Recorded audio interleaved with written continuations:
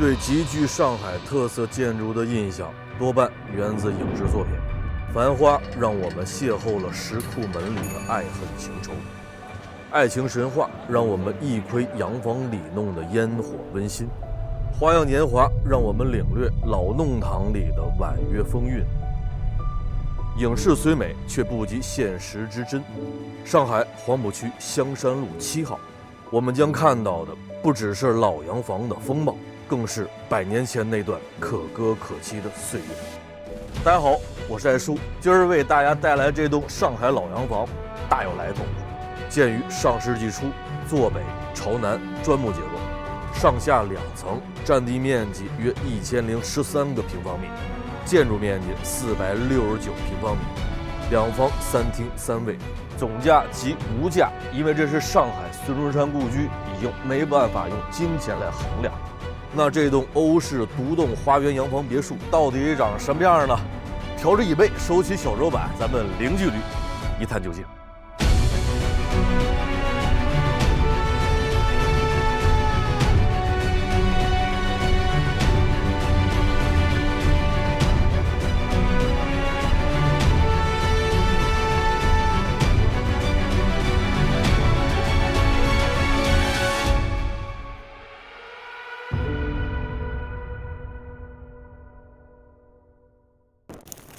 双层建筑由主楼与辅楼组成，二者既建而有格，又连成一体。坡屋顶错落的起承转合，屋脊线两侧的平衡对称，鸡心瓦满铺的洋红配色，构成沉淀100年的独特气质。再看侧檐，深灰鹅卵石铺面打底，垂直排列的举窗构图，被腰线恰到好处的上下分割，稳健不显单调，和谐不失秩序。主入口双开门打开，内有硬质铺装车道，可直接驶入辅楼的室内车库。上部居中的单开举窗，在白色挑檐之下，与灰色洗石子红砖腰线一起，透着浓郁的坚毅与热情。缓阶向前是一扇辐射竖框的拱形入户门，整体对称且多运用玻璃材质。这样设计既考虑了艮门的通风顺畅，又减少了白天对人工照明的依赖。推门而入是一间朴素门厅，4白落地加水墨石地面。乍一看平平无奇，但稍加留意，各位会发现这种设计在很多的老洋房里面其实并不罕见。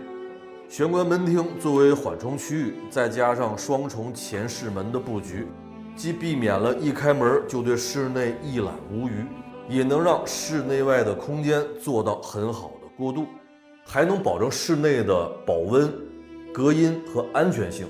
那这种设计放到现在也是相当的实用。再向里是东西向的1字长廊，一侧是当年的藏书和摆件，一侧是会客餐叙的连通空间。先看会客厅，按照当年的摆设复原，除了3扇门窗保证采光，其余墙面几乎被家具和装饰占据，未作留白。然而布局并不局促，南北宾主4个主位的外围4角均设有旁座椅，还都自带边机和抽拉式脚撑，这样即便12人的会议也不会显得拥挤，个人之间动线还互不打扰。在这个层高3米多的会客厅里，据说当年很多的爱国之士曾围坐长谈，或通宵达旦纵论国事。你品，你细品。东侧真火壁炉也值得一品，壁炉隔板之上是孙中山先生画像。凝望着100年后的我们，请各位把不曾忘打在公屏，让先生放心。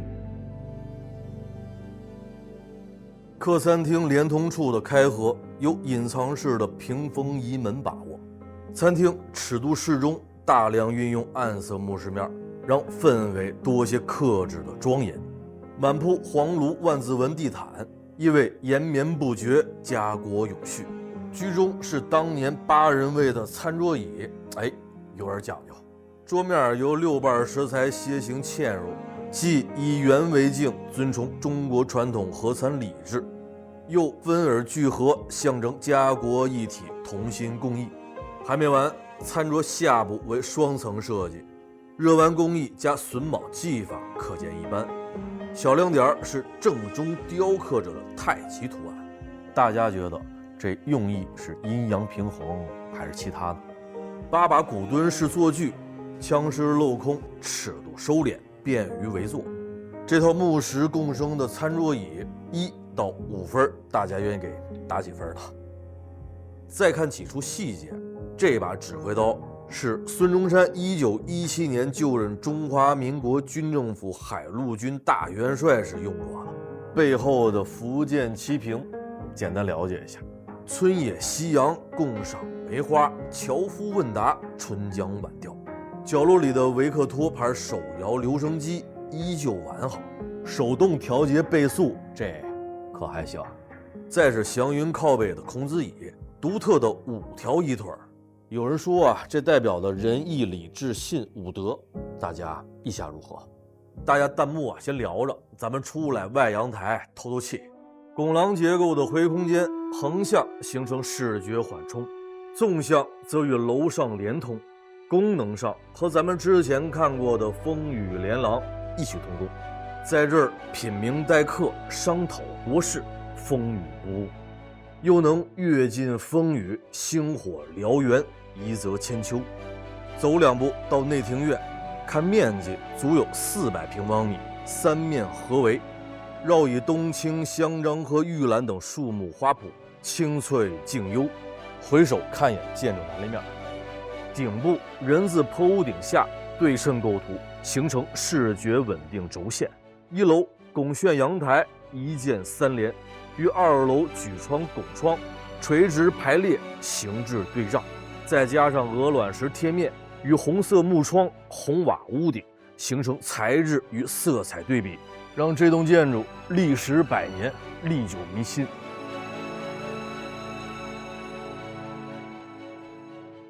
回室内接着盘，差点忘了啊，老式餐边柜壁龛得有收纳各式饮品的地儿，也得有房屋服务呼叫功能，还得有隔墙传菜口。别说在当年，放到现在，这配置是不是也相当屌？墙的另一侧是备餐间，虽然无法完全展示，但这功能依旧啊。门外的厨房和备餐间一样，一水的悬浮橱柜加 L 型的操作台。20年代的煤灶，上方入煤，下方出灰，现在还妥妥能用。黑管走烟，直接外排；细管走水，热水自己。自热水箱就在这里，连接楼内3个卫生间和所有热水龙头。对，你没听错，那会儿这里就是冷热水龙头。你要觉得就这，那得搂眼30年代的煤气灶。上面是餐具架，下边是烤箱。当年在重庆路啊有个小型煤气厂，申请好管道就可以煤气入户了。可见啊，当年上海市政设施已经相当可以了。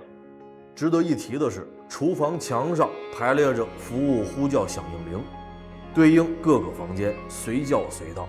厨房还有专属侧门直通室外，方便食材的采买和厨余的清运。有一说一啊，这厨房格局放到现在是不是也相当小？往回走，走廊拐角处有一道不起眼的门，推开是个电话间，座机就完事儿了。我身后的小楼梯呀，等会儿再看。先回到入户门，走正楼梯，转角台阶上整齐码放着24式藏书，精装书箱整套齐全。孙先生视书如命，果不其然。继续上楼，藏书依旧布满过道。先进书房，除了几乎被藏书占尽，你会发现这儿地图有很多，目测过10幅。除了出版版本的地图，也有孙先生在经纬阁上手绘版的地图。在此可以感受当年孙先生对中国铁路、公路等大基建的期许。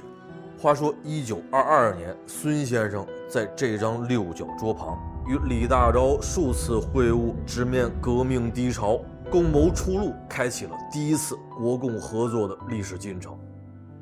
接而来沿过道向前，隔壁是整栋楼唯一的卧房，空间宽敞。卧床南北向，一侧设有斜面写字台，当年用于放置英文打字机。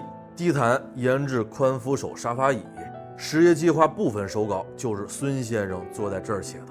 采光三面通透，朝南的2楼内阳台与书房通连，当所有的窗户打开时，则是另一番景象。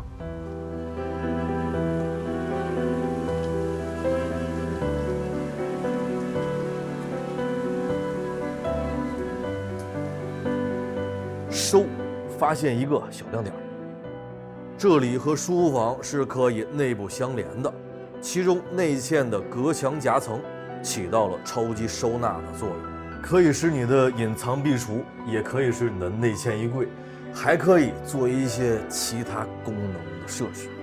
回到2楼走廊一侧的管家房，现在是储物间。走回楼梯口，斜对着的小客厅非方正房型，比较少见。3扇采光弥漫温馨，依旧讲究的红木镶嵌大理石餐桌椅，穿越了1个多世纪的文物，给大家来点空镜，简单感受一下。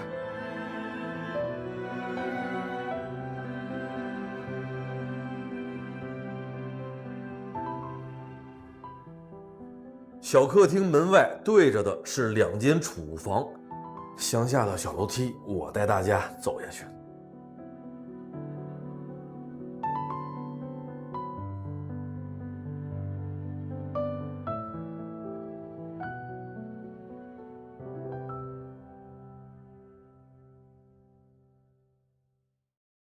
房看完了，100年风雨走到今天，我们终于站在这栋屋檐之下。